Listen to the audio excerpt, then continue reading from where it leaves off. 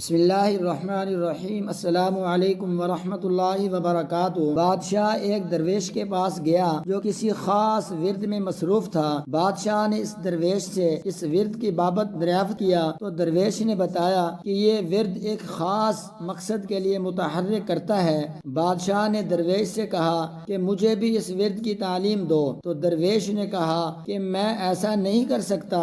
بادشاہ یہ سن کر وہاں سے غصے میں رخصت ہوا اور اس نے اسی درویش کو اپنے دربار میں بلایا اور اس کو کہنے لگا کہ میں نے تیرا ورد کسی اور سے سیکھ تو لیا ہے، لیکن جس عمل کا تو نے ذکر کیا تھا وہ عمل میرا پورا نہیں ہو رہا۔ اب تو مجھے بتا کہ ایسا کیوں ہے اور اس کا حل کیا ہے، یعنی میں اس ورد کو پڑھنے میں کہاں غلطی کر رہا ہوں، اور اگر تو نے مجھے نہ بتایا تو سزا کے لیے تیار ہو جا۔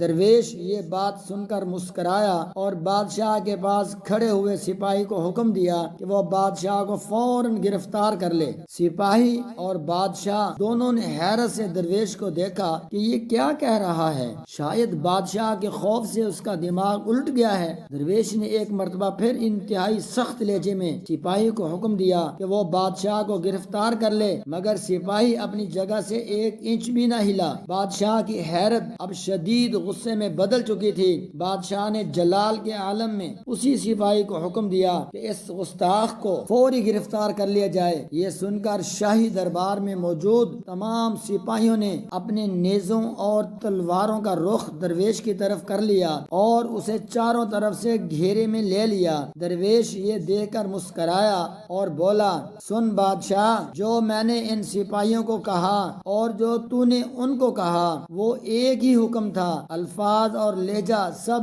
ایک تھا، لیکن میری بات سن کر یہ ایک سپاہی بھی خاموش رہا، جبکہ تو نے صرف ایک سپاہی کو حکم دیا تھا، لیکن تیرا حکم سن کر دربار میں موجود تمام سپاہی فوراً حرکت میں آ گئے اور مجھے ایک آن میں گرفتار کر لیا۔ بس فرق حکم کا نہیں ہے بلکہ تیری اور میری حیثیت کا ہے۔ یہی سبب ہے تیرے ورد پڑھنے سے کبھی عمل ظہور پذیر نہیں ہوگا، کیونکہ روحانی دنیا میں تیری حیثیت صفر ہے۔ سوال یہ نہیں ہے کہ قرآن میں شفا ہے یا نہیں ہے، سوال یہ ہے کہ پڑھنے والا کس کردار کا مالک ہے اور اللہ سے کس قدر قربت رکھتا ہے۔ اعمال اس کی نیت اور ایمان کا ہے۔ اپنی نیت، دل اور اعمال کو صاف کریں، اللہ کے احکامات کو بغیر کسی حیل و حجت کے مانیے۔